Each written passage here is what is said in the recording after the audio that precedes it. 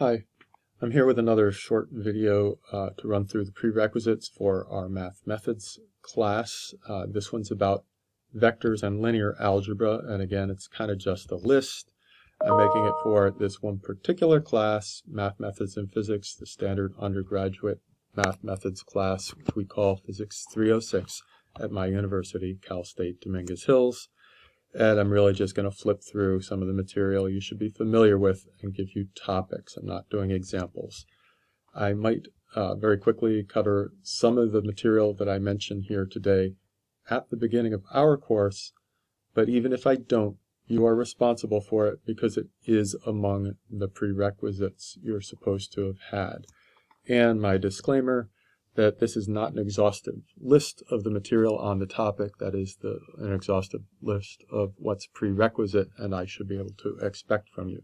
You've had 3 semesters of physics and of calculus before this course. So I'm going a little bit historically here to talk about how we got into vectors and linear algebra and physics. In our first semester, we very quickly, and maybe even in high school physics, if you took it, talk about vectors as a number with a direction and maybe units, and then we talk about it as an arrow with a length and direction, and then formalize that to a set of components which allows us to do a lot more calculation. The simplest operations on vectors and their properties, you run into scalar multiplication, which implies what the negative of a vector is. It's pointing in the opposite direction with the same length or norm. And you can do addition of 2 vectors by components, or graphically, as we call it, tip to tail. You should remember that there is a distributive property of scalar multiplication over addition. That is, to give a few letters in it, a scalar a times u plus v, which is in parentheses, is the same as the scalar a times u plus a scalar a times v. You better know that stuff. You've covered it in physics and in math before. Very early on in our first semester, we actually cover a couple of kinds of products for vectors, the so-called direct product, the dot product, scalar product, we often call it, which in components you get by the sum of the product of components, and semi-graphically you can describe as the product of the lengths of the 2 vectors and the cosine of the angle between them. We also, in that first semester, talked to you about cross products. This comes up when we talk about rotational motion a lot.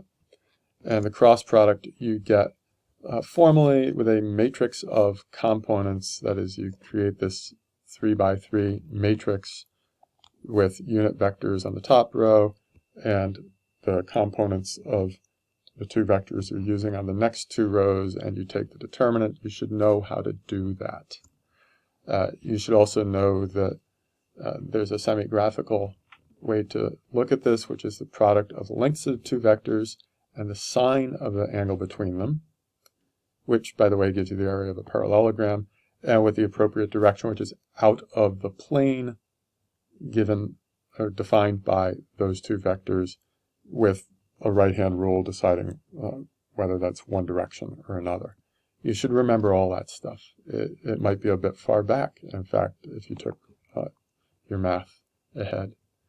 The properties of the products, again, in math, you should have seen this too. The dot product gives you a scalar result. There's a lot of physics related to that. The operation is commutative. That is, vector v times vector u with a dot product is the same as vector u dotted with vector v. The cross product gives you a vector result.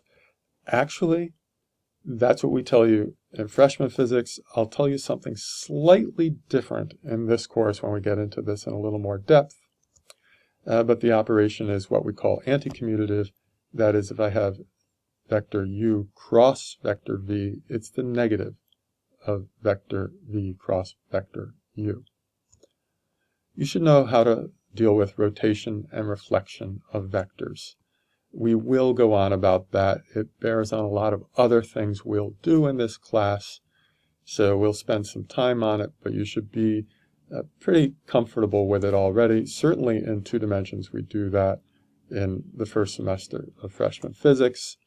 You should also be comfortable looking at that as a matrix equation, which again, you've certainly done in 2 dimensions.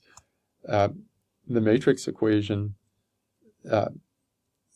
has a convenient way to write the inverse equation. Right? You should also actually know how to apply this as a matrix equation, how to do that inverse. We will cover that, but it is something you should have covered in your math and physics classes, in the math, frankly, for the inverting a 3D matrix, but I will cover that as well. And that brings to mind the fact that we're not just talking about vectors with linear algebra. We will do a lot of linear algebra in this class, but you should know about matrices. You should know that you can use matrix equations for solving sets of linear equations, not just for rotating vectors. You should know about general matrix manipulations, how to add matrices of same size, how to multiply matrices of appropriate sizes and what kinds of answers you get for them, how to view vectors as represented as matrices, and how that plays into what I talked about before. Again, we will cover that at some level. We'll go much deeper than you went in your previous classes, so hopefully you've covered enough that this all sounds familiar. In the math you saw, they also probably spent a lot of time talking about how there's really a deeper definition for vector space. I will go on about that a lot, but you should already know that definition, because that definition of a vector space, which is more abstract than just a set of numbers, leads to a concept that we refer to in physics generically as abstract vector spaces, and these are really important, especially when you get to quantum mechanics. Remember, the whole reason for the existence of this math methods class is to give you math that you need, that gives you the methods to solve problems in the other upper division physics classes. So again, this is a bit of a mix of what I expect you're comfortable with and what I expect you've seen, but those are all topics that if you don't know what I'm talking about, you should go back and review some stuff, or you should talk to me at the very beginning of class to find out how you can get more practice on it. With that, I will see you in class. Bye.